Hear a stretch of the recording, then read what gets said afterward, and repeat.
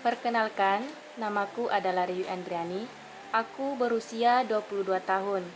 Aku adalah seorang guru honorer di MTS Al-Ikhlas Gunung Silanu. Dan aku telah mengabdikan diri di sekolah itu sejak tahun 2016.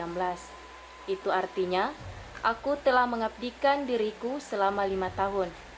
Sekolah tempatku mengabdi itu berada di Desa Gunung Silanu, Kecamatan Bangkala, Kabupaten Jeneponto, Provinsi Sulawesi Selatan. Sebelum pandemi ini melanda, aku sebagai seorang guru hanya perlu berjalan kaki menuju ke sekolah untuk bertemu dengan siswa-siswiku, bertatap muka, dan melakukan tugasku sebagaimana mestinya seorang guru. Tapi, keadaan jadi jauh saat berubah saat larangan untuk berkumpul dan membuat keramaian, yang akhirnya banyak sekolah menjadi tutup. Kami para guru disarankan agar tetap mengajar siswa-siswi secara daring. Aku sempat bingung bagaimana aku bisa melakukannya. Jaringan seluler saja di daerah ini tidak ada, apalagi sesuatu yang disebut dengan telepon pintar atau smartphone saja mereka tidak memilikinya. Lalu, bagaimana aku bisa memulai kelas daring seperti yang mereka sarankan? Tak pantang menyerah, aku mencari cara agar aku tetap dapat menjalankan kewajibanku sebagai seorang guru dan siswa-siswiku tetap dapat memperoleh hak mereka untuk mendapatkan ilmu dariku. Sehingga, kuputuskan untuk melakukan kunjungan rumah. Tidak semua rumah dapat aku kunjungi, sehingga aku mengumpulkan mereka di beberapa rumah untuk berkumpul dan belajar. Tujuannya, agar mereka tidak berkerumun di satu tempat dan juga agar tetap dapat mematuhi protokol kesehatan yang sudah ditentukan.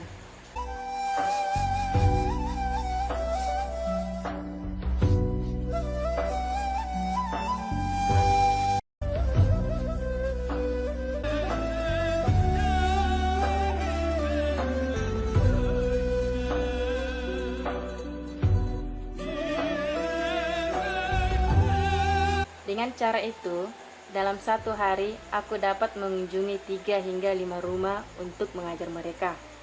Namun, perjalananku akan lebih sulit lagi jika hujan turun. Di hari-hari biasa saja, jalan di daerah itu sulit untuk dilalui, apalagi jika hujan turun. Karena aku harus melewati arus sungai yang deras, jalanan berbatu yang semakin licin karena terkena hujan dan lumpur. Setiap hari, aku harus melakukan itu. Mengajar selama seharian saja sudah sangat melelahkan bagiku. Apalagi aku harus berjalan jauh dan melewati jalan yang sulit. Jujur, itu semua membuatku sangat kelelahan. Tapi, aku selalu ingat dengan kewajibanku sebagai seorang guru.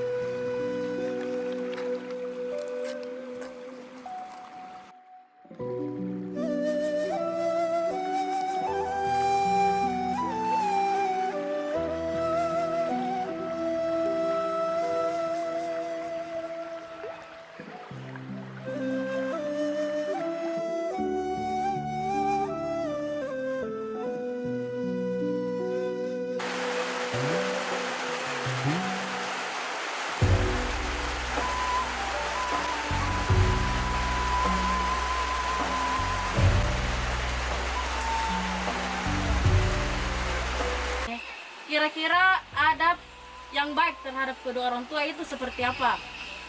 Untuk Iksan dulu. Bagaimana sikapmu terhadap orang tuamu? Adab. Apakah apa yang dikatakan oleh orang tua itu kita harus mendengarkan atau bagaimana? Harus mendengarkan. Kalau Aisyah, mematuhi perintahnya. mematuhi perintahnya. Kalau Saskia, Tidak boleh membantahnya. kita tidak boleh membantahnya. Oke, itu ya. Ya, jadi di sini ada beberapa adab terhadap orang tua. Yang pertama itu mencintai dan menyayangi Orang orang tua. Itu yang pertama. Terus yang kedua itu menaati keduanya. Jadi kita harus taat kepada orang tua. Terus yang ketiga apa? Menafkahi orang tua. Ya, bagaimana itu menafkahi orang tua? Ya, kalau misalkan ya orang tua sudah tua, sudah tidak bisa lagi bekerja, itu tugas seorang anak.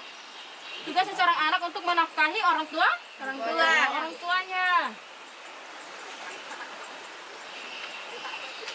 Ya, terus yang keempat lagi menjaga perasaan keduanya. ya, menjaga perasaan orang tua. Kita tidak boleh itu membuat orang tua kita kecil, apalagi sampai Menangis. apalagi sampai menangis, tidak boleh. Walaupun hanya sebagai tenaga honorer, aku akan berusaha semampuku untuk membantu mereka belajar agar siswa-siswiku dapat mencapai mimpi mereka kelak. Aku yang mengajarkan mereka tentang akidah dan akhlak. Aku pun harus menunjukkan kepada mereka semangatku mengajar mereka. Aku tidak boleh menyerah membantu mereka semua. Demi masa depan mereka yang lebih baik, aku berharap semangatku, siswa-siswiku juga tetap semangat untuk menuntut ilmu, walaupun dengan segala keterbatasan dan semua kendala yang ada. Karena aku akan selalu berusaha untuk membantu mereka.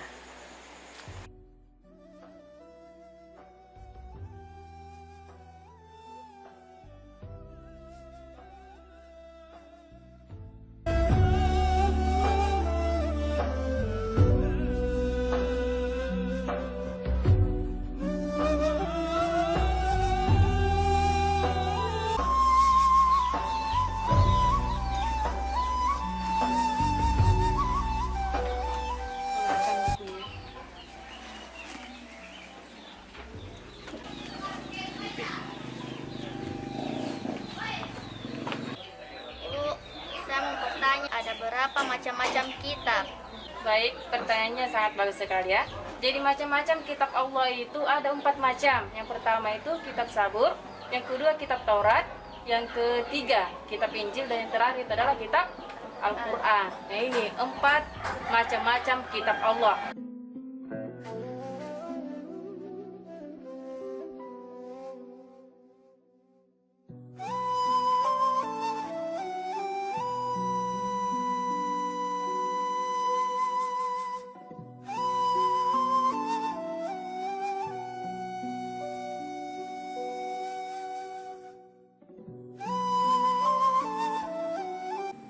Merawat harapan, menyelami hakikat kemanusiaan, serta mencoba selalu berbuat baik untuk nusa dan bangsa.